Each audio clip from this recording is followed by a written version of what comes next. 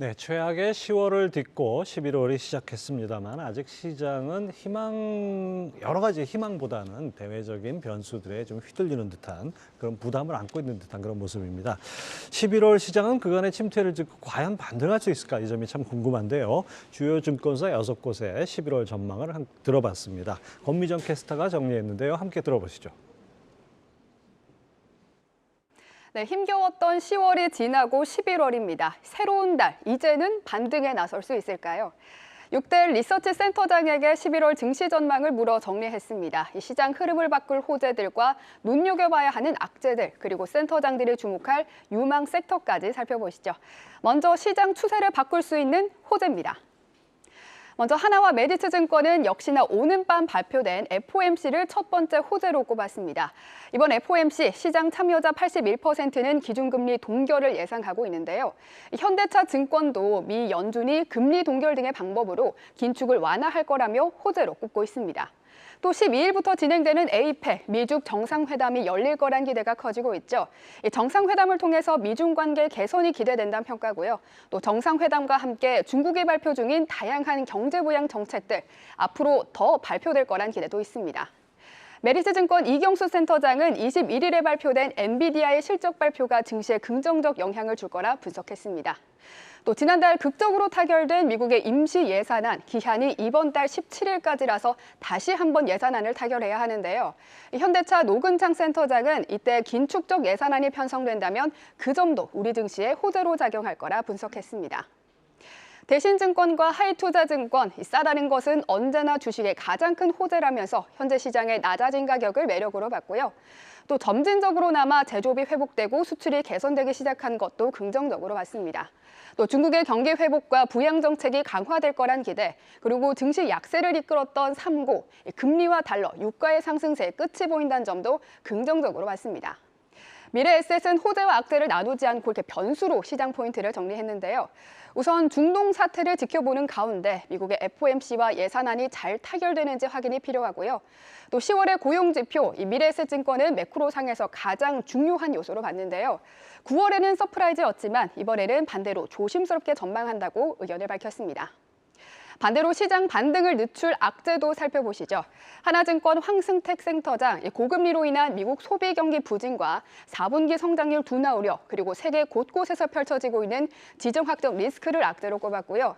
또 메리츠증권 이경수 센터장은 17일까지 해결해야 하는 미국 예산안 타결 상황이 아직은 불투명하다며 그 불안정성이 시장의 악재로 작용할 거라 평가했습니다.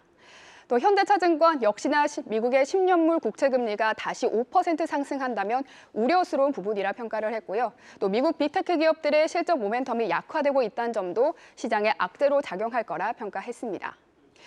역시나 대신증권의 정현우 센터장, 미 국채금리 상승을 불안 요소로 봤고요. 또 둔화 속도와 강도를 체크해 봐야겠지만 미국의 경기 둔화 국면에 들어갔다는 점, 또 국내 시장에 대한 투자 심리가 위축됐다는 점, 그리고 반대 매매 등 레버리지 투자로 수급 부담이 커졌다는 점도 악재로 평가했습니다. 마지막으로 하이투자증권 고태봉 센터장도 매크로 불확실성과 불투명한 미국 예산안 통과 여부, 그리고 미국의 높은 금리 레벨도 악재로 분석했습니다. 마지막으로 센터장들이 본 유망 섹터는 어디일까요? 우선 6명 중 5명이 반도체를 유망 섹터로 꼽았습니다. 이어서 하나증권 황승택 센터장은 제약, 바이오, 화학, 정유, 그리고 화학 정유를 유망하게 봤고요.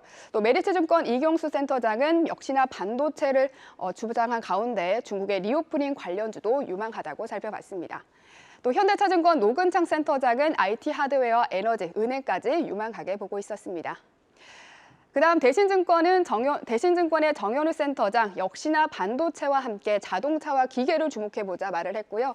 또 하이투자증권 고태봉 센터장은 종목으로 좀 선택을 해주셨는데요. LG 엔솔과 하나오션 그리고 네이버를 선택해 주셨습니다. 또 미래에셋증권 서철수 센터장은 반도체, 그중에서도 HBM 관련주를 주목해야 한다고 평가했습니다. 전반적으로 현재 지수 수준은 과매도권이기 때문에 11월 증시는 반등 가능성이 있다는 의견들이 있었고요. 또 코스피 지수 상단은 2,400에서 2,520선을 제시하기로 했습니다. 11월 우리 증시는 반등에 성공할 수 있을지 함께 지켜보시죠. 네, 우리 증시가 3개월 고생했는데 11월 반등에 대한 의견들 그 센터장들도 좀 조심스러운 것 같습니다. 앞서 설문조사에서 확인했듯이 시장의 변동성을 키울 만한 변수들이 여전히 만만치 않다는 건데요. 우리 시장 현 상황과 전망 이 자리에서 다시 한번 짚어보겠습니다. 유진투자증권 이승우 리서치 센터장 모셨습니다. 어서 오십시오. 네, 안녕하세요. 예. 참 고생스러운 늦여름부터 지금 가을 내내 지금 상당히 힘든 시기가 지나고 있어요. 네. 그렇죠. 근데 어떻게 보면 뭐 미국 6개 증권사 11월 전망들이 그렇게 크게 다르지는 않은 것 같습니다. 근데 이승우 센터장님 비유도 궁금한데 어떻게 보십니까? 그러니까 저희도 기본적으로는 좀 조심스럽게 보고 있습니다. 왜냐하면 아무래도 대내 환경이 좀 불확실성이 많고 네. 또 지금 앵커님 말씀하신 것처럼 또 약간 악화될 가능성 이런 것들도 많이 남아 있는 것 같습니다. 그래서 당분간은 조금 조심스럽게 보고 있는데요. 만약에 이제 저희가 불확실성으로 보고 있는 변수들이 혹시라도 이제 해결 예. 국면에 이제 들어간다 그러면 사실은 좀 분위기 반전이 일어나면서 11월보다는 저희는 그래서 12월에는 조금 기대를 가져도 되지 않을까라는 이제 그런 뷰를 가지고 있습니다. 예, 그렇군요.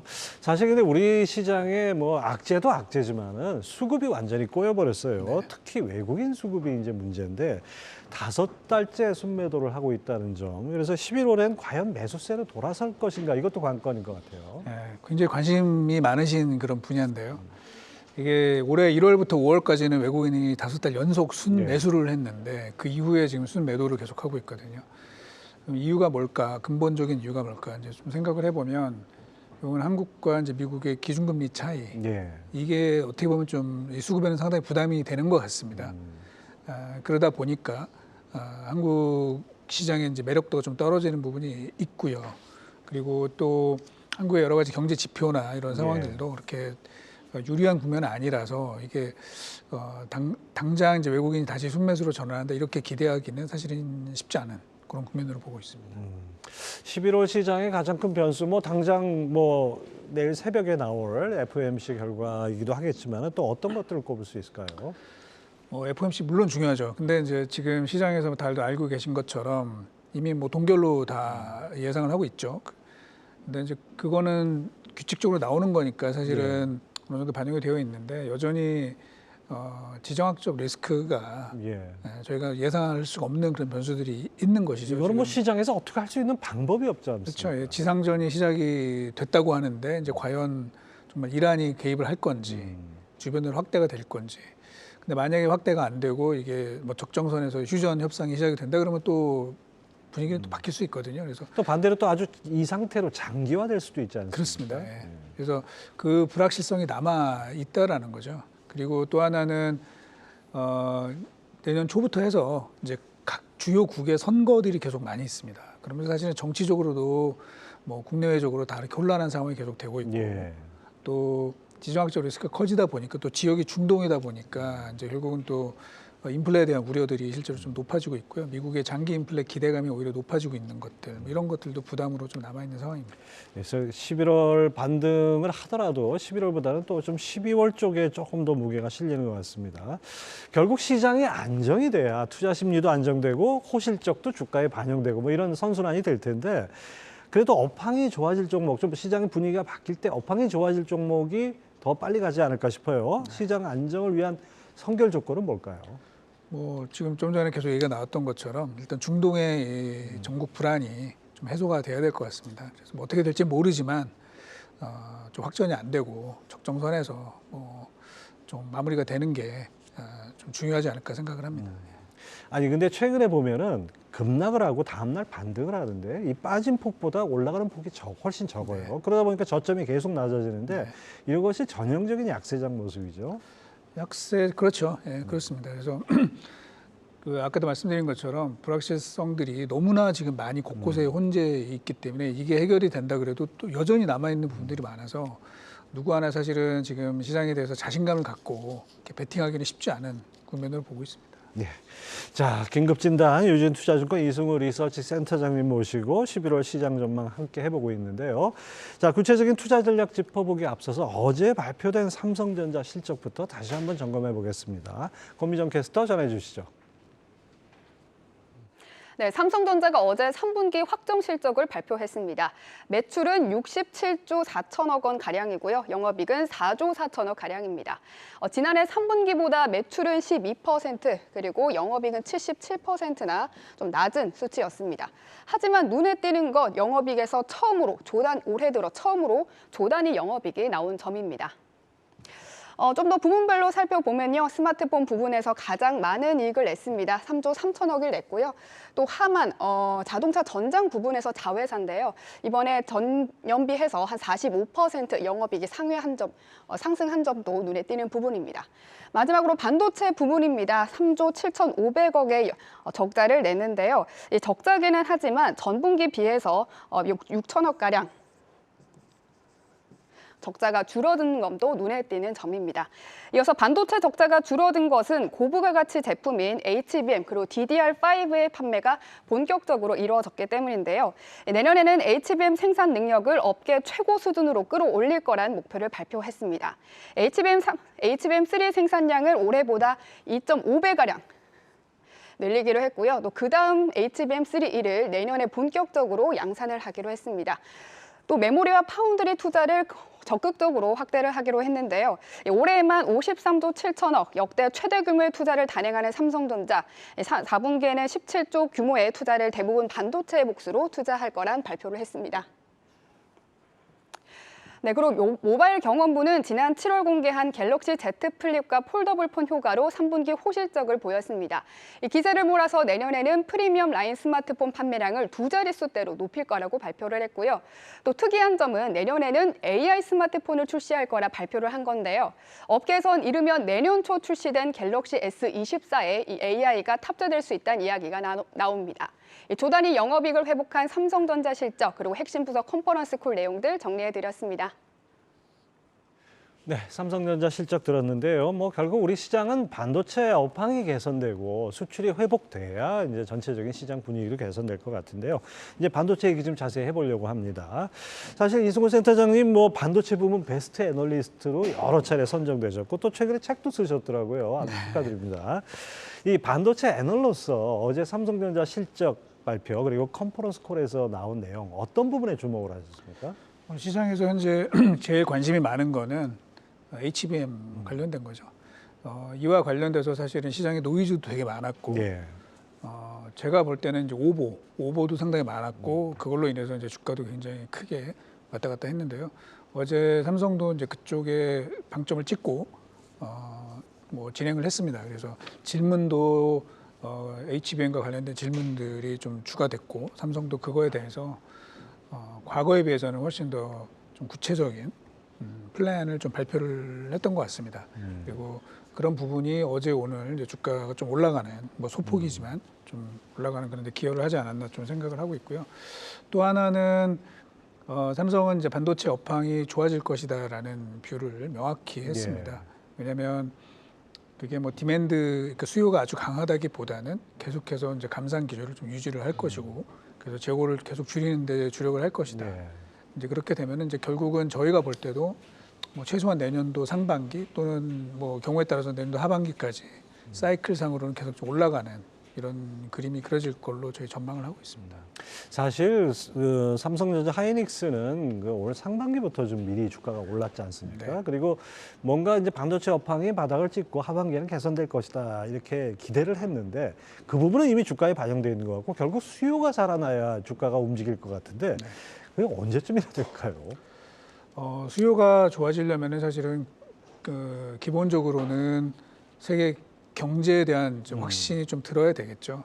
근데 여전히 사실은 그거는 이제 불확실성이 많습니다. 근데 그럼에도 불구하고 올해보다는 이제 내년도 상황을 좀 좋게 보는 이유는 PC랑 스마트폰 수요가 지난 2년 동안에 너무너무 안 좋았어요. 그렇죠. PC는 2년 연속으로 2자릿수가 줄었고요. 그래서 3억 5천만 대가 판매됐던 2021년도에 3억 5천만 대가 판매됐던 PC가 올해 한 2억 5천만 대, 1억 대가 줄었습니다. 스마트폰도 제가 보기에 2014년 이후로 가장 적은 숫자의 핸드폰이 현재 팔리고 있거든요. 그러면은 내년도에 아주 강한 수요는 아니더라도 최소한 소폭이라도 성장하지 않겠냐. 일단 거기서 좀 바뀌는 거죠. 2년 연속 아주 큰 폭으로 빠졌다가 일단 성장으로 돌아선다. 일단 거기에서 보면은 이제 저희가 수요 증가율 측면에서 보면은 지난 2년보다는 좀 나아질 수 있는 변수가 생깁니다. 거기에다 현재 감산 기조를 당분간 계속 유지하겠다고 이제 삼성이 얘기를 했거든요. 예. 그러면 당연히 재고는 줄고 가격은 좀 올라가는 이런 국면이 계속 될 것 같습니다. 예. 예. 근데 사실 저는 개인적으로 이런 생각도 듭니다. 이게 PC라든지 스마트폰 같은 경우에 뭐 굳이 바꿀 이유를 못 찾겠어요. 그러니까 어떻게 보면 혁신의 한계에 도달한 거 아닌가. 그러니까 기존의 PC라든지 스마트폰 사양으로는 이 반도체 수요를 이끌어내기가 한계에 달한 거 아닌가. 이런 생각도 드는데 그 부분 어떻게 생각하십니까? 뭐 맞는 말씀이시고요. 그러다 보니까 스마트폰의 교체 주기가 길어지게 되고 뭐 제가 전에도 한번 우리 방송에 나와서 말씀드린 예. 적이 있는데 교체 주기가 길어진 것뿐만 아니라 이제 중고폰 의 비중이 굉장히 올라간 거죠. 그렇죠. 그래서 저희가 이제 보통 이런 얘기를 하거든요. 스마트폰 시장이 좀 양분화됐다. 즉 하이엔드 세그먼트는 나름대로 수요가 있지만 예. 중간이 되게 없다. 이제 결국은 뭐냐면 예를 들면 동유럽이나 동남아 또는 뭐 중동이나 남아프리카 뭐 이런 쪽의 저개발 국가에서는 이 중저가의 핸드폰을 새로 사기보다는 뭐 3년 전 거의 아이폰이나 뭐 삼성 갤럭시를 쓰겠다 이런 수요가 되게 많거든요. 아, 그러니까 이게 늘지가 않는. 그래서 교체 수요도 이미 왔어야죠. 사실 교체를 할 거면. 근데 잘 안 하기 때문에 이게 굉장히 좀 길어지고 수요가 좀 줄어드는 상황으로 보고 있습니다. 이게 출판 시장에서 책 신간보다 구간 도서가 중고책으로 결회되는 것 같은 뭐 그런 식이네요. 어쨌든 간에 그럼에도 불구하고 앞서 증권사 센터장님들 전망에서 확인했지만은 주도적으로 뭐 대부분 다 반도체를 꼽고 있습니다. 그래서 결국 11월 증시 안정 여부는 반도체 업황에 달려 있다 이렇게 보여지는데 어제 나온 기사를 보니까 9월 반도체 생산이 전월 대비 12.9%, 전년 동월 대비 23.7% 증가했다 이런 발표가 있어요. 반도체 업황은 확실히 회복되고 있는 겁니까? 회복되고 있습니다. 예. 물론 아까 말씀드린 것처럼 수요가 굉장히 강력해서 좋아지는 것은 아니고 결국은 이제 공급단에서 물량을 줄이다 보니까 가격이 좀 올라가는 예. 측면이 나오고 있고 그게 삼성과 SK하이닉스의 실적으로 조금 뭐 좋지는 않지만 좀 개선이 적자폭을 줄이는 효과는 있죠. 네, 그런 정도가 좀 됐고요. 특히 이제 방금 전에 오늘 오전에 이제 나온 데이터가 또 하나 있는데 수출 데이터입니다. 네. 10월 반도체 수출이 전년 동기에 비해서 마이너스 3%로 줄어들었습니다. 이게 가장 컸을 때가 마이너스 45%까지 예. 벌어졌었는데 확 줄었기 때문에 일단 바닥에서 사이클이 돌아서고 있는 뭐 그런 신호는 명확하다라고 말씀드릴 수 있습니다. 예. 자, 그리고 이제 또 이 반도체가 뭐 이 범용 반도체가 보다는 사실 우리 관심은 이제 그 아주 고성능 반도체 아니겠습니까? 그리고 지난 10월에 참석하신 포럼 발언을 보니까 올해 키워드로 AI를 꼽으셨어요. 뭐 AI에 대해서는 뭐 이견이 없을 것 같은데 이 AI가 내년에도 계속해서 주목할 만한 키워드가 될까요? 그렇습니다. 뭐 AI는 뭐 반도체뿐만 아니라 사실 우리 일상생활 전반에 걸쳐서 아주 큰 파급 영향을 줄 수밖에 없는 것 같고요. 뭐 주가상으로 보시더라도 이게 이슈가 될 수밖에 없는 게 올해 미국의 필라델피아 반도체 지수가 25% 올랐는데 뭐 잘 아시는 것처럼 엔비디아는 185% 상승을 했고요. 그다음에 삼성전자나 SK하이닉스도 삼성전자는 21% 상승했지만 HBM에 선제적으로 대응을 했던 하이닉스는 55% 주가 상승을 했거든요. 결국 누가 AI 시대에 잘 대응을 하느냐 이게 뭐 주가상으로도 또 우리 생활 전반에도 큰 영향을 줄 수밖에 없는 변수라고 보고 있습니다. 예. 뭐 엔비디아가 세계 시장을 이제 반도체 AI 칩에서는 장악하고 있는데 AI 시장 커진다 그러면 HBM 수요가 덩달아서 커지고 5년간 뭐 8배나 증가했다 그러는데 앞으로는 더 빠르게 증가하지 않을까 싶은데 뭐 삼성전자, SK하이닉스, 뭐 마이크론까지 전부 다 공격적으로 증설에 나서고 있는데 우리 기업들 이 부분에서 확실한 어떤 우위를 차지할 수 있겠죠? 네, 잘 할 것 같습니다. 이미 현재 HBM 시장에 국내의 점유율이 한 95%를 넘어가고 있거든요. 그래서 물론 이제 마이크론이 일부 좀 쫓아올 수는 있겠지만 제가 볼 때는 삼성과 SK하이닉스가 계속 주도해 나갈 것으로 기대를 하고 있습니다. 자, 최근에 인텔이 실적을 발표했습니다. 인텔 실적이 시사하는 CPU와 반도체 메모리 현황, 그 전망은 어떻습니까? 그러니까 이것도 뭐 마찬가지인데요. 결국은 PC, 뭐 이거와 저희가 연관해서 이제 볼 수밖에 없는 것이잖아요. 뭐 아주 강하지는 않습니다만 재고가 상당히 많이 좀 클리어됐다라고 이제 평가가 나오고 있습니다. 그러면서 인텔이 실적 발표하고 나서 주가가 9% 상승하는 일이 벌어졌죠. 그래서 이제 저는 그동안에 반도체에서 가장 부진했던 분야가 CPU하고 메모리 파트였는데 그 부분이 조금 반전될 가능성이 매우 높다. 그렇게 좀 보고 있습니다. 그래서 뭐 인텔이 좋아지면 결국은 삼성과 SK 하이닉스도 뭐 거기에 따라서 조금씩 그 힘을 얻게 되지 않을까 이렇게 전망을 합니다. 중국 경기는 어떻게, 그러니까 중국이 과거처럼 우리 반도체를 대량 구매해서 만들고 하는 그런 우리 공급처 이런 역할을 했었는데 지금 중국의 반도체 자급이라든지 뭐 이런 것들도 좀 상당 부분 커지지 않습니까?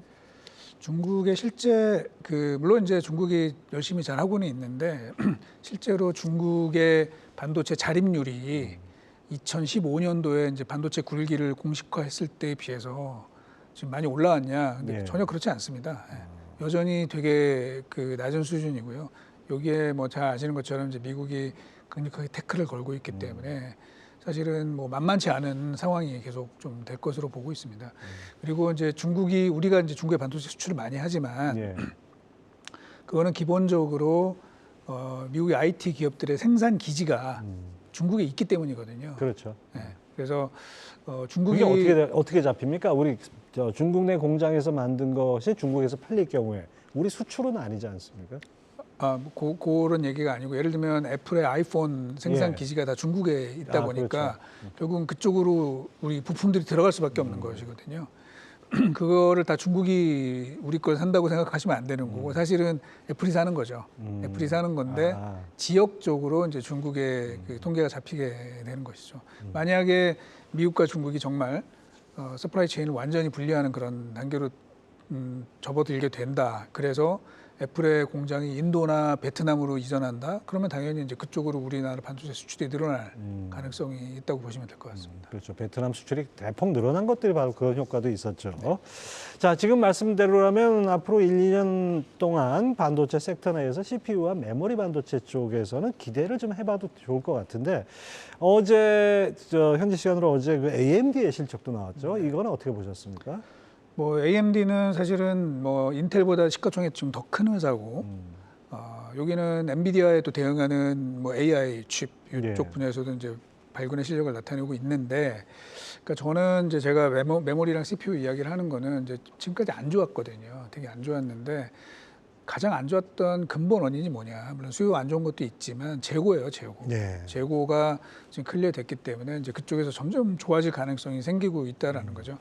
AMD 실적을 딱 보시면은 실적은 좋았고요. 근데 가이던스가 있습니다. 실적 발표가 딱 되면 이제 가이던스가 나오는데 그게 시장의 예상치보다 낮았습니다. 그래서 실적이 딱 공개되고 나서 순식간에 주가가 4% 빠졌습니다. 그런데 컨퍼런스 콜이 진행이 되면서 그거에 대한 이제 설명을 해줬죠. 그래서 앞으로 이 CPU 쪽에 이제 문제점들이 해결될 가능성들이 있다. 이런 이제 발언이 나오면서 사실 낙폭을 거의 다 만회를 해서 지금 약보합 정도로 시간외에서 이제 거래가 종료된 걸로 알고 있습니다. 저는 지금 이제 반도체와 관련해서는 그동안에 안 좋았던 분야, CPU랑 메모리가 오히려 이제 조금씩 개선될 가능성이 있고 반대로 그동안 좋았던 분야가 좀 안 좋아질 가능성들이 현재 많아지고 있습니다. 왜냐하면 좋았기 때문에 그쪽에서는 이제 재고가 좀 쌓여 있거든요. 그러면은 그게 또 반전될 가능성이 있어서 이제 제가 인텔 보고서를 이번에 쓰면서 이제 음지가 양지대로 양지가 음지된다 이렇게 했는데 이제 그런 식으로 좀 바뀔 가능성이 있다고 저는 보고 있습니다. 계속 한없이 좋은 경우는 없는 것 같고 또 한없이 나쁜 경우도 없는 것 같습니다. 지금 이제 안 좋아질 수 있는 분야로 꼽으신 게 아마 이 자동차를 아마 차량이 이제는 뭐 거의 전자장치 비슷하게 돼서 반도체가 많이 들어가는데 자동차 수요가 내년에 뭐 전기차, 내연기관차 할 거 없이 전체적으로 부진할 거다 이런 우려가 있습니다. 이것이 글로벌 시장에서 이 자동차 수요 감소가 반도체 업황에 미치는 영향도 좀 있을 것 같은데요. 그러니까 그 자동차 수요와 관련해 가지고는 사실은 뭐 애널리스트마다 좀 의견이 좀 다른 것 같아요. 그리고 각 업체들도 현재 내는 데이터를 보면 그렇게 나쁘진 않습니다. 뭐 아주 뭐 강하진 않겠지만 그렇게 나쁘진 않은데 최근 들어서 자동차 반도체 업체들의 주가가 폭락하고 있습니다. 대표적으로 ST 마이크로, 인피니온, 그다음에 온 세미컨덕터, 그리고 어제 일본의 르네사스까지 주가가 굉장히 많이 빠지고 있거든요. 그러면 이유가 뭘까? 자동차 수요가 그 정도로 줄지는 않는데 왜 자동차용 반도체 업체도 주가가 빠질까? 결국 재고 이슈인 거죠. 그동안에 사실은 저희가 한 2, 3년 동안 자동차 반도체 그 재고 부족으로 뭐 난리가 났었잖아요. 항상 그래서 차 못 만들고 막 그랬잖아요. 그렇죠. 예, 그러다 보니까 이제 결국은 또 재고를 과도하게 어느 정도 이제 가져간 것 같아요. 뭐 저희가 추측하기에. 그런데 이제 성장률 자체가 뭐 세계 경제가 지금 불안한 상황이니까 뭐 내년도에 자동차 수요가 아주 강하지 않다 그러면 제가 볼 때는 자동차 업체들의 반도체 재고가 상당히 많이 쌓여 있다.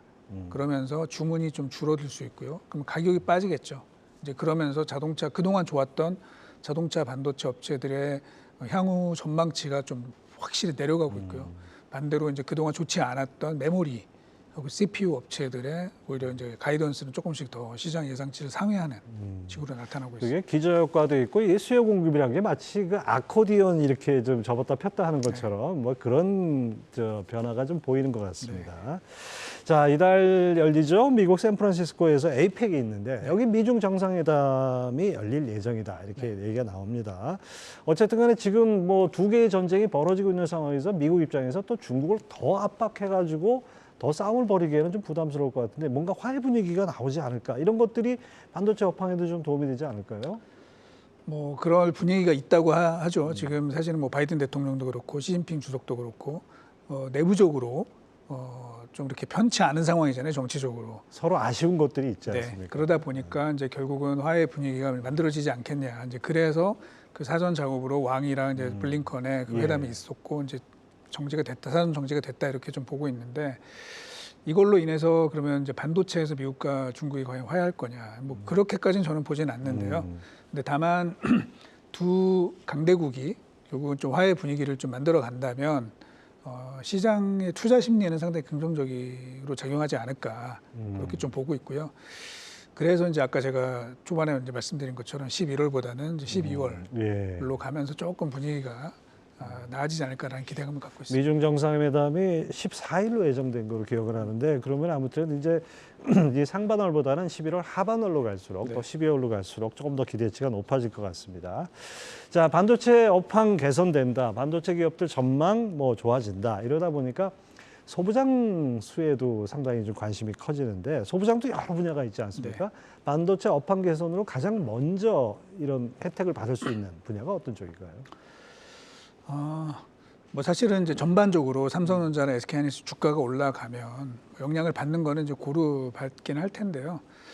뭐 아까 그 다른 센터장님도 많이 말씀하셨지만 지금은 좀 특정 분야 여기 좀 몰려 있습니다. 특히 삼성이랑 SK하이닉스 양쪽 다 뭐 HBM을 필두로 한 이런 AI 쪽에 관심이 많다 보니까 뭐 소부장도 사실은 전반적인 수혜보다는 이제 그쪽에 포커스가 좀 된 업체들이 있습니다. 그래서 그 최첨단 공정 또는 최첨단 패키징 이쪽에 관련된 업체들이 계속해서 시장에 관심을 받고 있습니다. 물론 주가가 많이 올랐어요. 많이 올라서 또 이제 좀 빠진 경우도 있지만 또 금방 또 회복을 하는 이런 패턴이 반복이 되고 있습니다. 하여튼 뭐 주가, 시장의 주가란 거는 정말 아주 예민한 것 같습니다. 조그만 변화에도 크게 반응하는 것 같고요.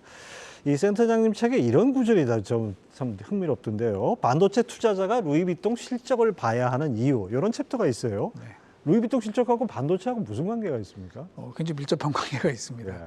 왜냐하면 사실은 반도체라고 하시면 이제 IT 기기를 생각을 하시는데 예전에는 이제 분류가 IT 기기로 되어 있었는데요. 뭐 지금은 뭐 다들 아시는 것처럼 일단 소비자 기기로 봐야죠. 사실은 소비자들의 이 소비 행태 패턴이 어떻게 바뀌느냐가 이쪽에 영향을 줄 수밖에 없습니다. 예를 들면 루이비통의 실적이 좋다는 얘기는 결국은 뭐냐면 사람들이 여행을 많이 다닌다는 얘기인 거죠. 왜냐하면 주로 이제 면세점에서 구매하는 경우가 되게 많기 때문에. 그래서 루이비통의 실적이 좋다는 얘기는 사람들이 돈을 여행과 레저 이쪽에 쓴다는 여유가 얘기고, 그만큼 있다는 얘기죠. 그리고 많이 돌아다닌다는 얘기인 거죠. 그러다 보니까 근데 사람들의 수입은 분명히 한계가 있을 겁니다. 뭐 무작정 쓸 수는 없는 거죠.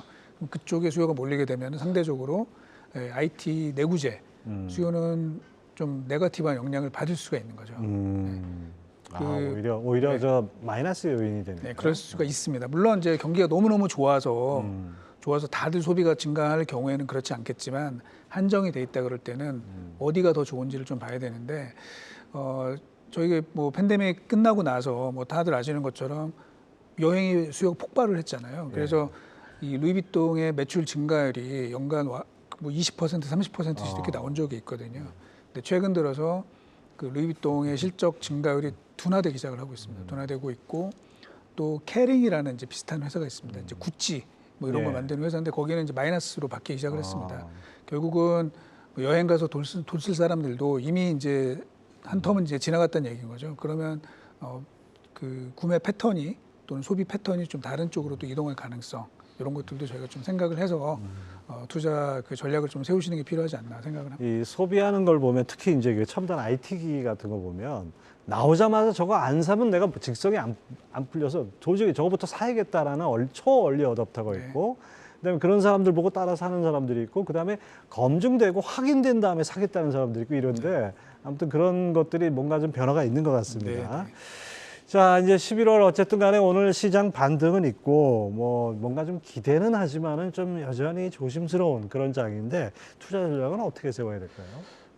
일단 처음에 말씀드린 것처럼 너무 많은 리스크 요인들이 있습니다. 그래서 저희는 상반원을 좀 보수적으로 보고 있는데요. 일단 내년도 실적 전망치를 보면은 상당히 좀 기대가 좀 됩니다. 아까 반도체 말씀하셨지만 올해 삼성전자 제가 추정하고 있는 영업이익은 7조 정도인데 내년도에는 한 35조 정도로 크게 늘어날 걸로 보고 있거든요. 그러면서 뭐 반도체 쪽도 좀 좋아질 것 같고 이제 저희가 실적을 집계를 해보면 뭐 조선, 화학, 그다음에 제약바이오 이런 쪽도 내년도 실적은 상당히 좋아질 것 같습니다. 그러면 이 11월 상반월에 좀 조심스러운 세기가 지나가고 나서 11월 하반월부터 12월 가면서는 그런 지금 말씀드린 섹터 중심으로 조금 기대를 해보는 건 어떠실까 이렇게 말씀을 드리고 싶습니다. 시장에 자욱한 미세먼지가 거치고 나면은 그때 뭔가 앞서갈 수 있는 그런 업종 섹터가 보일 수 있다는 점 오늘 이승우 센터장님 말씀 들으면서 다시 한번 되새깁니다. 유진투자증권 이승우 리서치 센터장 함께했습니다. 말씀 감사합니다.